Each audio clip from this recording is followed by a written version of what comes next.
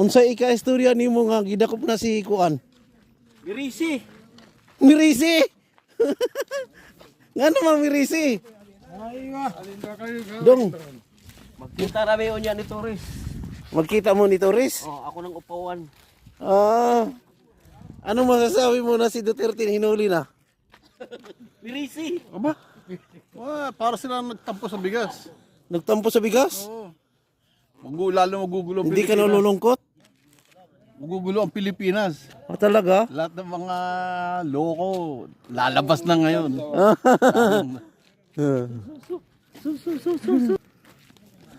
Talata maso. Sadik, Gawam kasi. malum Duterte bay? Duterte? Ha?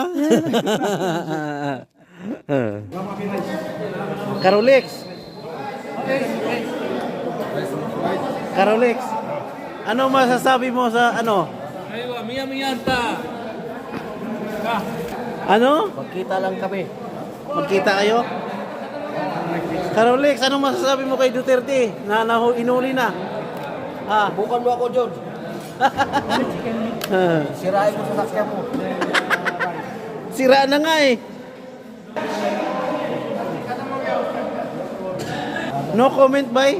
No comment Brad sa kay Duterte? Wala kang comment? Duterte ka bawal yan. Wala. Hello po mga minamahal na makadong sir. Ito po ay comment lang po opinion sa mga nangyayari sa ating bansang Pilipinas. Ito po ay opinion ko lang. Hindi po ako kumakampi kung kanino. Ang kinamkampihan ko lang po ang ating Panginoong Diyos. Dahil siya lang po ang pwedeng pumigil sa ating lahat. Pero sa mga nangyayari sa ating bansa ay ako po'y nalulungkot sa paghuli nila kay Tatay Digong Duterte. Ako po'y nalulungkot sa paghuli nila. Hindi man lang nila inisip na ang si Tatay Digong ay hirap na po at hindi nila inisip ang kanyang edad. Dapat po nagpapahinga na po sa kanyang tahanan doon po sa Davao. Ako po'y ito po'y opinion ko lang. Ako po'y nalulungkot sa paghuli nila kay Tatay Digong. Mga minamahal na makadong sir.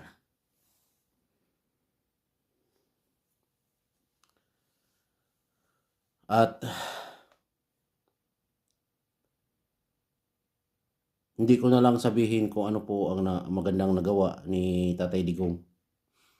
Dahil alam naman po lahat ng tao sa buong Pilipinas o di kaya sa buong bansa, buong mundo, kilala po si Tatay Digong. At bago po siya hinuli ay pumunta po siya sa Hong Kong. At pagbalik niya ay doon na siya hinuli. Mga minamahal na makadong sir. Yun lang po ay aking pong opinion ko lang po at aking comment, ang aking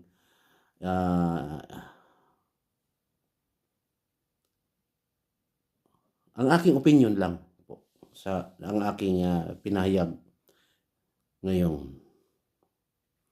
Ako po'y nalulungkot talaga sa paghuli nila kay Tatay Digong dahil matanda na po siya. Hindi po nire-respeto ang kanyang katandaan.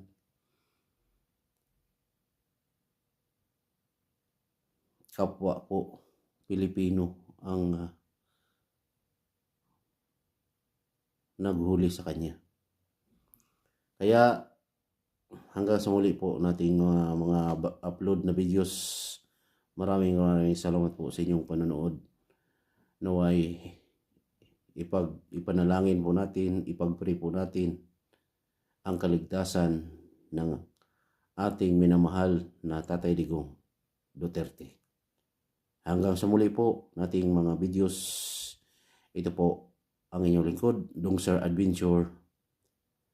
At inanyayahan ko po yung hindi pa po nagkapag-subscribe dito po sa akin channel, Dong Sir Adventure. At meron pa po akong ipopromote. Ang aking bagong YouTube channel ay Dong Sir Adventure Official. Paki-subscribe po ang aking bagong YouTube channel. Maraming salamat po. Hanggang sa muli nating mga videos. Bye-bye!